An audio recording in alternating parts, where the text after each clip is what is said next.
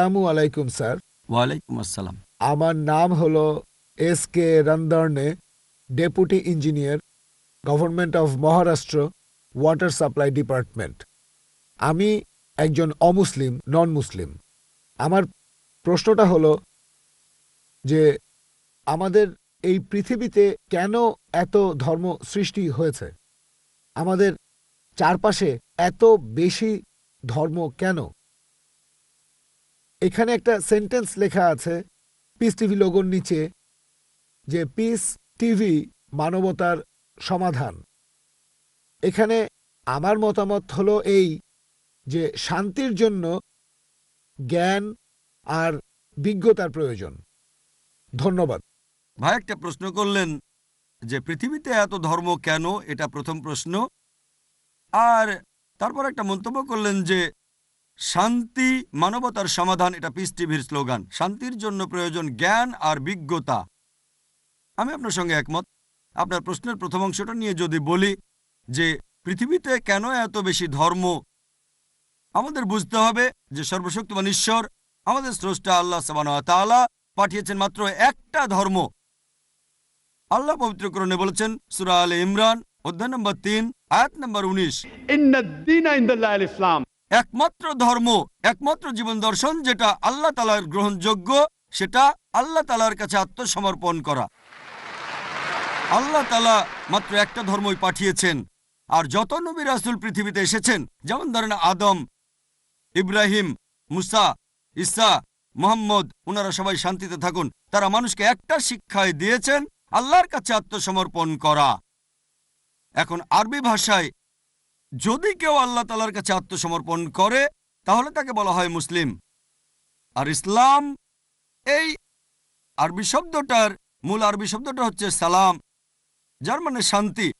এর আরেকটা মূল আরবি শব্দ হচ্ছে সিলম, যার মানে আল্লাহ তাআলার কাছে নিজের ইচ্ছাকে সমর্পণ করা। তাহলে এক কথা ইসলাম মানে আল্লাহ তাআলার কাছে আত্মসমর্পণের মাধ্যমে শান্তি অর্জন করা। তাহলে আমাদের স্রষ্টা আল্লাহ তাআলা পাঠিয়েছেন মাত্র একটাই ধর্ম। তবে সময় বদলানোর সাথে সাথে ধর্মগ্রন্থগুলোও বদলে গেছে, বিকৃত হয়ে গেছে, নতুন জিনিস ঢুকেছে। আর এই ধর্মগ্রন্থ বদলানোর ব্যাপারে আল্লাহ পবিত্র কোরআনে বলেছেন সূরা বাকারা অধ্যায় নম্বর 2 আয়াত নম্বর 79, ফাওয়াইলুল লিল্লাযীনা ইয়াকতুবুনাল কিতাবা বিআইদিহিম সুম্মা ইয়াকুলুনা হাযা মিন ইনদিল্লাহ লিয়াশতারু বিহি সামনান কালিলা ফাওয়াইলুল লাহুম মিম্মা কাতাবাত আইদিহিম ওয়াইলুল লাহুম মিম্মা ইয়াকসিবুন। দুর্ভোগ তাদের যারা নিজ হাতে কিতাব রচনা করে আর বলে এটা আল্লাহর নিকট হতে। তারা এটা বলে তুচ্ছ মূল্য প্রাপ্তির জন্য। তাদের রচনার জন্য শাস্তি তাদের, যা উপার্জন করে সেজন্য শাস্তি তাদের। আল্লাহ তাআলা পাঠিয়েছেন অনেক আসমানি কিতাব, অনেক ইনস্ট্রাকশন ম্যানুয়াল। সময় বদলানোর সাথে সাথে এই ইনস্ট্রাকশন ম্যানুয়াল, আল্লাহর এই আসমানি কিতাব বদলে গেছে। যখন কোনো কিতাব বিকৃত হয়ে গেছে, আল্লাহ নতুন রাসূল পাঠিয়েছেন আর নতুন কিতাব। এইভাবে অনেক দিন চলেছে। তারপর আল্লাহ পাঠালেন সর্বশেষ ও চূড়ান্ত নবী মুহাম্মদ সাল্লাল্লাহু আলাইহি সাল্লামকে, আর সর্বশেষ ও চূড়ান্ত আসমানি কিতাব কোরআন নাজিল করলেন। এর আগে যেসব নবী রাসূল এসেছিলেন, আমাদের প্রিয় নবী মুহাম্মদ সাল্লাল্লাহু আলাইহি সাল্লাম বলেছেন যে আল্লাহ তাআলা এই পৃথিবীতে 1,24,000 নবী রাসূল পাঠিয়েছেন। পবিত্র কোরআনে মাত্র 25 জনের নাম বলা হয়েছে, অন্যদের নাম আমরা জানি না।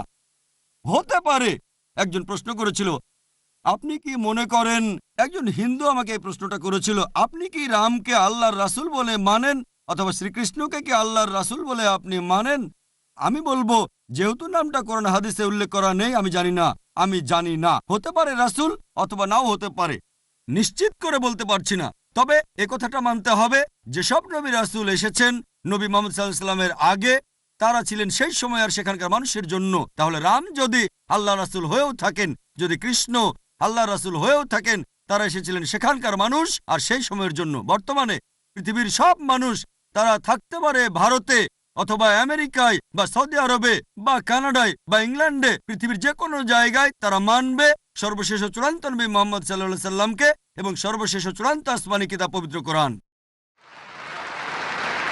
আল্লাহ আমাদের কথা দিয়েছেন সূরা হিজর অধ্যায় নম্বর 15 আয়াত নম্বর 9, যে আমি কোরআন অবতীর্ণ করেছি, সেটা আমি সংরক্ষণ করব। তাহলে আল্লাহ তাআলা পাঠিয়েছেন মাত্র একটা ধর্ম, সেটা হচ্ছে আল্লাহ তাআলার কাছে আত্মসমর্পণ করা।